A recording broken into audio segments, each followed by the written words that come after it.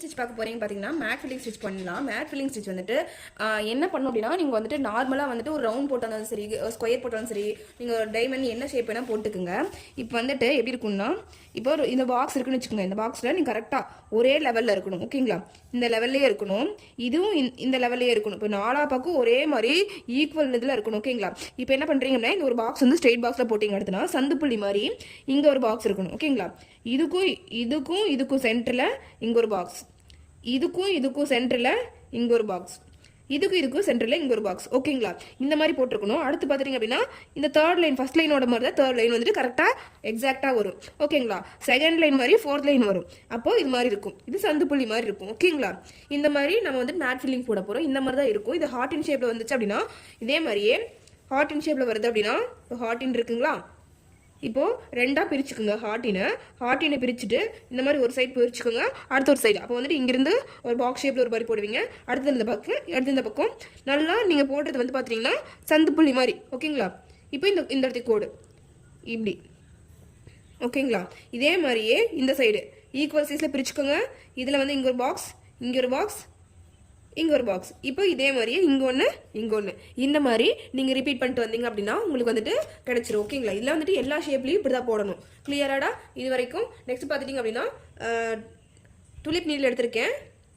Silk thread வந்துட்டு நான் வந்து சாண்டல் கலர் எடுத்திருக்கேன். இந்த மாதிரி ஒரு பாக்ஸ் போட்டுக்கோங்க. நான் வந்து கரெக்டாக உங்களுக்கு சாம்பிளுக்காக போட்டு வச்சுருக்கேன். இப்போ இதில் பார்த்துட்டிங்க அப்படின்னா, இங்கேருந்து எடுப்போம்.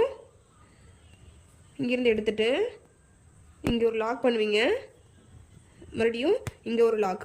ஓகேங்களா? திருப்ப இங்கே ஒரு லாக், மறுபடியும் இந்த லைனுக்கு முன்னாடி ஒரு சின்ன லாக் போட்டு, ஓகேங்களா, மறுபடியும் இந்த சைடு கொண்டு வருவீங்க.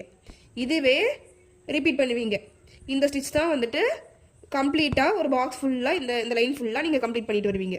இப்போ நான் இது ஃபுல்லாக கம்ப்ளீட் பண்ணிட்டு வந்துடுறேன்.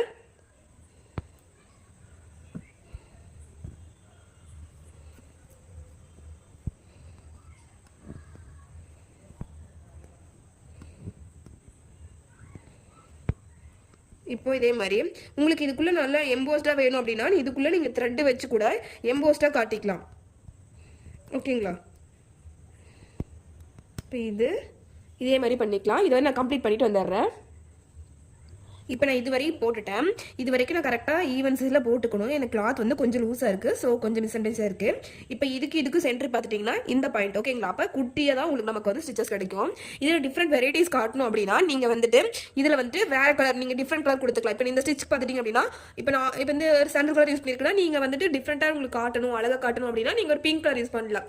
அது கான்ட்ராஸ்ட் என்ன கலர் இருக்குமோ அந்த கலர் யூஸ் பண்ணலாம். இப்போ நான் இதே கலர் யூஸ் பண்ணுறேன். நீங்கள் வந்துட்டு எனக்கு கான்ட்ராஸ்ட்டில் கூட பண்ணி காட்டலாம் சொல்லியிருக்கேன், நல்லா மென்ஷன் பண்ணுறேன். கான்ட்ராஸ்டாக கூட நீங்கள் டிஃப்ரெண்ட் காட்டலாம். நான் சொன்னதே நான் போட்டதே நீங்கள் போடணும் அவசியம் கிடையாது. ஓகேங்களா? மெத்தட் இது மாதிரி தான். நீங்கள் பண்ணுற விதம் மட்டும் உங்களுக்கு ஏற்ற கன்வீனியன்ட்டுக்கு ஏற்ற மாதிரி நீங்கள் பண்ணிக்கலாம். ஓகேங்களா? இப்போது அதே மாதிரியே குட்டி ஸ்டிச் போட்டிருப்போம். இந்த மாதிரி லாக் பண்ணுவோம். மறுபடியும் இங்கே, மறுபடியும் இங்கே, அப்புறம் குட்டி லாக் போட்டு திருப்ப பின்னாடி வருவோம். இதை வந்துட்டு நம்ம ரிப்பீட் பண்ணுவோமா? இதே மாதிரி ரிப்பீட் பண்ணிகிட்டே வந்தீங்க அப்படின்னா உங்களுக்கு மேட் ஃபில்லிங் ஸ்டிச் கிடச்சிரும். இப்போ இது வரைக்கும் கம்ப்ளீட் பண்ணிட்டோமா? நெக்ஸ்ட் என்ன பண்ணணும்? நம்ம நெக்ஸ்ட்டுக்கு என்ன பண்ணணும்? அடுத்த ஸ்டெப் போட போகிறீங்க அப்படின்னா இது எப்படி போட்டிங்க ஃபர்ஸ்ட் ஸ்டெப் அதே மாதிரி இங்கிருந்து இங்கே, இங்கிருந்து இங்கே, இங்கிருந்து இங்கே.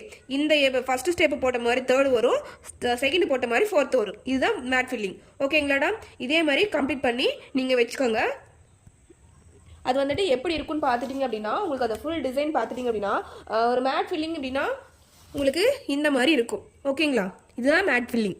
நான் வந்துட்டு உங்களுக்கு சும்மா போட்டு காட்டிருக்கேன். இதுலேயே வந்துட்டு கடைசி எம்போஸ்ட்டுக்காக நீங்கள் எதாவது வச்சிங்க அப்படின்னா ரொம்ப கிளியராக சூப்பராக இருக்குது. இப்போ பாருங்கள், இதுலேருந்து இது வரைக்கும், இதுலேருந்து இது வரைக்கும், இதுலேருந்து இது வரைக்கும் போட்டிருக்கோமா? அப்போது இதுலேருந்து இதோட சென்டர் பாயிண்ட் இது. ஓகேங்களா? இதோட சென்டர் பாயிண்ட் இது, இதோட சென்டர் பாயிண்ட் பார்த்தீங்கன்னா இது. அப்போது இது ஒரு பாக்ஸாக கிடைக்கும், இது ஒரு பாக்ஸாக கிடைக்கும். இதே மாதிரி நீங்கள் கம்ப்ளீட் பண்ணிக்கலாம். ஓகேங்களாடா? கிளியரா? இதுதான் மேட் ஃபில்லிங் ஸ்டிச். ஓகேங்களா? இப்போ இதை வந்துட்டு நான் கம்ப்ளீட் பண்ணி முடிச்சுக்கிறேன். அவ்வளோதான்டா.